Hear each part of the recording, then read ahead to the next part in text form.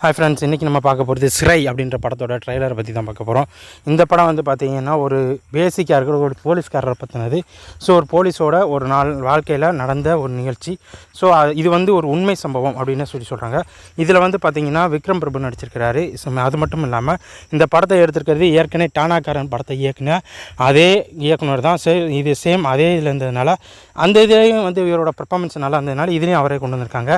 அதாவது நார்மலாக ஒரு போலீஸ்காரரு ஒரு கைதியை வேலூர் ஜெயிலேருந்து சிவகங்கை கோர்ட்டுக்கு கூட்டிகிட்டு போகிறாங்க. அப்படி கூட்டிகிட்டு போகும்போது அந்த கைதி என்னெல்லாம் செய்கிறான், அவன் எப்படிலாம் இது பண்ணுறான், அவனோட பிஹேவியர் எப்படி இருக்குது அப்படின்றத இந்த படத்தோட முழு கதை. அது மட்டும் இல்லாமல் அந்த கைதி அங்கேருந்து அவர்கிட்டருந்து தப்பிச்சு போயிடுறான். அதனால் அந்த போலீஸ்காரரும் அவர் கூட வந்த போலீஸ்காரங்கள்லாம் என்ன மாதிரி பிரச்சனையெல்லாம் சந்திக்கிறாங்க.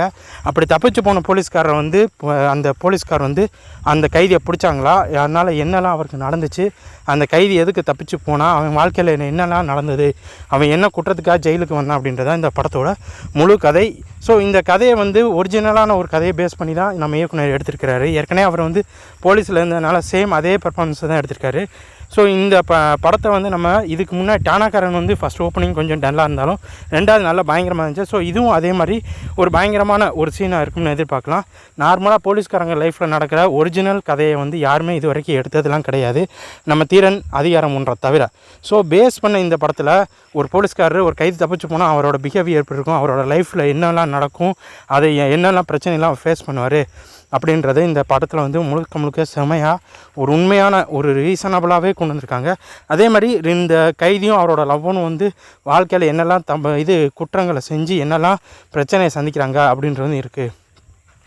இந்த படத்தோட கிளைமேக்ஸ் வந்து கொஞ்சம் வித்தியாசமாக இருக்கும்னு நம்ம எதிர்பார்க்குறோம். அதே மாதிரி இந்த படத்தில் ஒவ்வொரு சீனும் வந்து போலீஸ்காரர் வந்து எப்படிலாம் அந்த ஒரு கைதியை வந்து ட்ரீட் பண்ணுறாங்க, ஒரு கைதியை வந்து தப்பிக்கிறதுக்கும் அந்த கைதி பிரச்சனையில் மாட்டினா அவனை காப்பாற்றுறதுக்கும் எப்படிலாம் அவங்க வந்து ஹெல்ப் பண்ணுறாங்க அப்படின்றத இந்த படத்தில் காட்டியிருக்காங்க. ஸோ இந்த படம் வந்து உண்மையில் பார்க்குறதுக்கு ரொம்ப சூப்பராக இருக்குன்னு எதிர்பார்க்குறோம். இதுக்கு முன்னாடி வந்து டானாக்காரன் கடைசி நேரத்தில் சூப்பராக படு ஹிட்டான மாதிரி இந்த படமும் வந்து பார்த்திங்கன்னா ஸ்டார்டிங்கில் இருந்து ரொம்ப விறுவிறுப்பாக போகுது. ஸோ இந்த படமும் வந்து பார்த்திங்கன்னா ரிலீஸ்க்கு அப்புறம் இதை பற்றின ஃபுல் டீட்டெயிலை நம்ம அப்டேட் பண்ணுவோம். நன்றி, வணக்கம்.